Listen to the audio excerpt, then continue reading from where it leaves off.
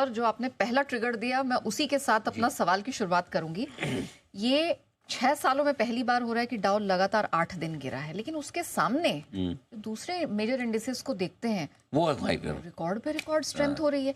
तो अब मुझे समझ नहीं आ रहा है कि संकेत आप ले तो किससे? देखिए, अब हमें संकेत वही लेने जो बाजार ले रहा है, ठीक है। और बाजार क्या कर रहा है, बाजार से मेरा मतलब है ज़्यादातर बाजार के बड़े लोग, फंड मैनेजर्स क्या देख रहे हैं, कैसे देख रहे हैं। पहले मैं आपको डेटा बता दूं हुआ क्या है। कल अमेरिका में फिर से कमजोरी हुई है, करीबन 100 पॉइंट के आसपास की डाउ में। लगातार 8वें दिन डाउ कमजोरी के साथ बंद हुआ, और ऐसा 2018 के बाद पहली बार हुआ है जब डाउ में 8 दिन तक लगातार कमजोरी दिखी हो, राइट। पहली चीज। अब मजे की बात यह है कि डाउ कमजोर 8 दिन से है, लेकिन एक भी ऐसा नहीं कि जिसमें 250 पॉइंट से ज़्यादा घटा हो। कभी 50 पॉइंट, कभी 100 पॉइंट, कभी 125 पॉइंट, कभी 200 पॉइंट। तो मतलब गिरावट की वो यात्रा लंबी है, लेकिन मात्रा छोटी है ना। तो मतलब 8 दिन से गिरते हुए दिखना अच्छा तो नहीं लगता, लेकिन ऐसा नहीं कि धड़ाम से गिर रहे हो, बहुत ज़्यादा गिरे और 8 दिनों में 1-2 दिन बड़ा गिरे और फिर 1-2 दिन सुस्त हो, वैसा नहीं। हर रोज़ आप वही 100-200 की रेंज में गिर रहे हैं, तो बहुत ज़्यादा घट नहीं रहे। गिरावट लंबी बढ़ी भले ही है, लेकिन बड़ी नहीं है, वो एक राहत की बात है। अब आइए दूसरी तरफ, नैस्डैक आपका लाइफ हाई बना रहा है, कल भी लाइफ हाई था। S&P लाइफ हाई से मुश्किल से 10-15 पॉइंट दूर है, ठीक है। 6075 के आसपास S&P था, 6090 के आसपास का लाइफ हाई, अगर मुझे याद ठीक से है, हाँ 6075 के आसपास है, ठीक है। तो ऐसे में लाइफ हाई मुश्किल से आप लाइफ हाई के बहुत करीब है आप, राइट। सो 2 इंडाइसेस आपके लाइफ हाई पर हैं, नैस्डैक और S&P 500, और एक है। तो अब बड़ा सवाल ये कि फिर आप किसे देखें। और इस वक्त ज़्यादातर फंड मैनेजर्स डाउ के बजाय S&P 500 और उसके बाद नैस्डैक को देखना पसंद करते हैं। उसका रीज़न ये कि डाउ हो गया थोड़ा पुराना। एक तो ये कि उसमें पुरानी तरह के स्टॉक्स ज़्यादा हैं जो बाजार को रिप्रेजेंट नहीं करते हैं। दूसरी बात है कि डाउ में जो निकल कर आता है वो एवरेज निकल के आती है।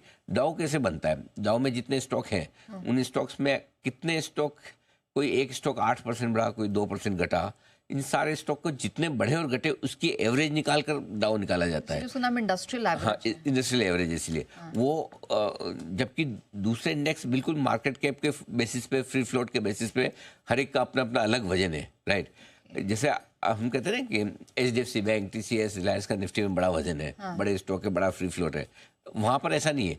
वहाँ पे आपका नया नया आया हुआ BL भी सेम वजन रखता है और रिलायंस भी सेम रहा। अगर रिलायंस 1% बढ़ा और BL 5% बढ़ा, तो आपकी एवरेज 5% के हिसाब से बढ़ के आ जाएगी। तो लॉजिक क्या है? लॉजिक क्या, अब जब बना ऐसे ही है। अच्छा। बन गया, अब जब चल रहा है चल ही रहा है। अच्छा। इसलिए आजकल काफ़ी फंड मैनेजर्स ऐसे हैं जिन्होंने S&P 500 एक तो बड़ा इंडाइसेस है, बड़ा इंडेक्स है, 500 स्टॉक उसमें आ जाते हैं।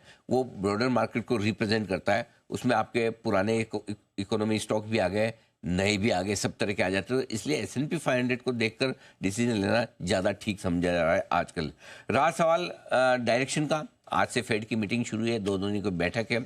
इस बार तो ब्याज दरें घटेंगी, इसमें कोई डाउट नहीं है, लेकिन ट्रम्प साहब के आने के बाद ब्याज दरें फरवरी में घटेगी नहीं घटेगी वो देखने वाली बात होगी, क्योंकि जिस तरह से वो टैक्स काटने की बात कर रहे हैं, जिस तरह से वो टैरिफ लगाने की बात कर रहे हैं, तो जाहिर सी बात है कि अगर ये सब कुछ होता है तो महंगाई बढ़ेगी, और महंगाई बढ़ेगी तो फिर शायद फेड अगली मीटिंग में ब्याज दरें होल्ड करने की कोशिश करें। तो बाजार इस मीटिंग में सबसे बड़ा संकेत यही पढ़ने की कोशिश करेगा कि फेड अगली मीटिंग में क्या करेगा। इस मीटिंग का तो हमको सबको पता है, अगली मीटिंग में क्या करेगा, तो ये आपके लिए कल देर रात वहाँ पर फैसला आएगा। तब तक ठीक है, अमेरिकी बातों में मुझे कोई खास समस्या नहीं दिखती।